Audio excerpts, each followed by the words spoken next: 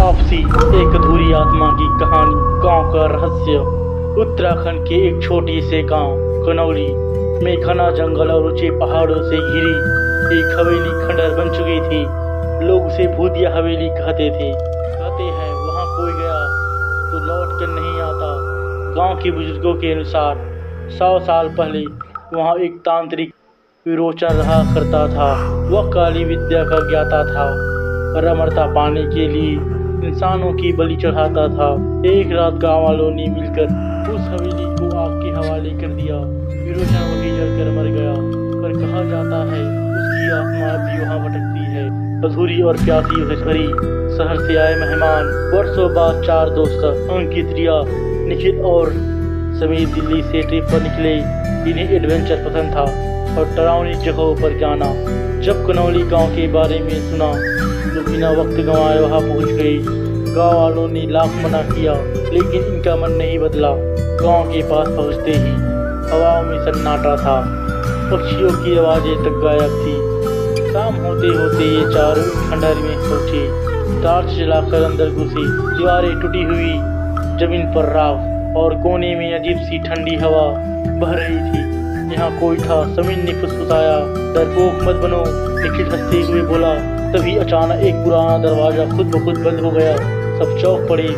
परछाइयों की दस्तक। रात गहराने लगी थी। हवेली के अंदर चारों अलग अलग कमरों में घूम रहे थे। अंकित को दीवार पर कुछ केरे मंत्र दिखे। जैसे ही उसने हाथ लगाया, एक भयंकर चीख सुनाई दी। दीवार से खून टपकने लगा। रिया की आंखों के सामने अचानक एक लड़की की झलक आई।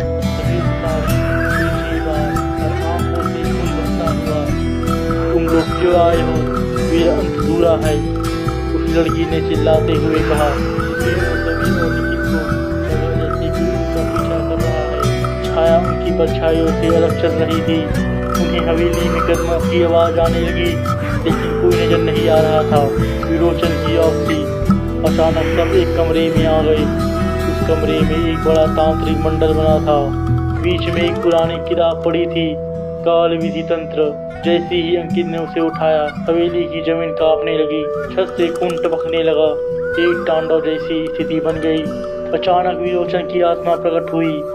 लंबे बाल, काली आंखें, जलती हुई चमड़ी और हाथ में त्रिशूल। तुम सबने मुझे जगा दिया, अब तुम्हारी आत्माएं मेरी होगी। उसकी आवाज गूंज उठी। चारों दोस्त वहां से भागने लगे, लेकिन दरवाजे गायब हो चुके थे। हवेली अब जिंदा प्राणी बन गई थी। हर दीवार से चेहरों की चीखें, हर कोने से मृत आत्माएं कर रही थी। आत्मा का सत्य? रिया ने डरते हुए पूछा। वो लड़की कौन थी? एक आत्मा प्रकट हुई। वो लड़की विरोचन की शिकार बनी थी। नाम था प्रणीता। उसने बताया कि वो विरोचन की आखिरी बलि थी, लेकिन मरते वक्त उसने उसे श्राप दिया था, जब तक उसकी आत्मा मुक्ति नहीं होगी विरोचन भी शांति नहीं पाएगा। मेरी अस्थियां हवेली के नीचे दबी है, उसे गंगा में विसर्जित कर दो, प्रणीता बोली। समीरा और अंकित ने मिलकर फर्श तोड़ा। वहाँ एक कंकाल मिला। जैसे ही उन्होंने उसे हटाया, हवेली कांप उठी। विरोचन की आत्मा चीखने लगी। उन्होंने किसी तरह गांव वालों की मदद से उन अस्थियों को गंगा में प्रवाहित किया। चारों दोस्तों ने चैन की सांस ली और गांव छोड़ दिया। लेकिन उस रात समीर के सपने में फिर वही विरोचन आया, मुस्कुराता हुआ। तुमने मुझे मारा नहीं, सिर्फ सुला दिया है। अगली सुबह समीर के शरीर पर वही तांत्रिक मंत्र खुदे हुए थे जो दीवारों पर थे। कहानी पसंद आए तो चैनल को सब्सक्राइब कीजिए। फिर मिलते हैं नई कहानी के साथ।